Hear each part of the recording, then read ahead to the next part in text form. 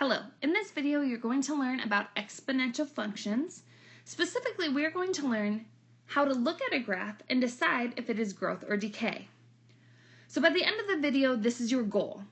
I can determine if a graph represents exponential growth or exponential decay.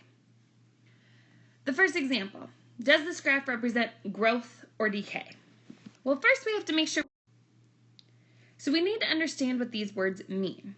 We have growth, which really just means that the numbers are going to get bigger, and decay, which tells us that the numbers are going to get smaller. So when I look at this graph, I need to look at it from left to right. So I always start on the left-hand side, and I look across to the right-hand side. And I have to ask myself, are the numbers getting bigger, or are they getting smaller? Well, if I look along this graph, it's starting out very flat, almost right down next to the x-axis, which means it's a very, very small number. And the further that I go, the further away I get from the x-axis. So the numbers up here are getting bigger and bigger and bigger. So because they are getting bigger and bigger, this graph represents a growth. Now, does this graph represent growth or decay? Well, again, I'm going to start at the right-hand side and start at the left and look towards the right. So starting on the left-hand side, well, this is the very left-hand side of the graph that I can see. And the numbers start really far away from the x-axis, which means my numbers are starting big, and they're getting smaller and smaller and smaller because they're getting closer to that x-axis. So this graph is a decay. My numbers started out really big up here, and they decreased and got really close to the x-axis, which means they're getting really close to 0.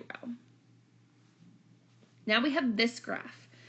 Looks a little different because this time my x-axis is here, and my graph is everything beneath it. But I'm still going to start on the left-hand side and look towards the right.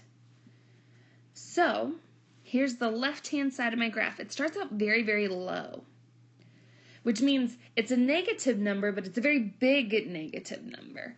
And these negative numbers are going to get closer and closer to the x-axis, which means they're getting closer and closer to 0. So even though they're negative, because the numbers are getting closer and closer to 0, closer to the x-axis, this graph is a decay graph.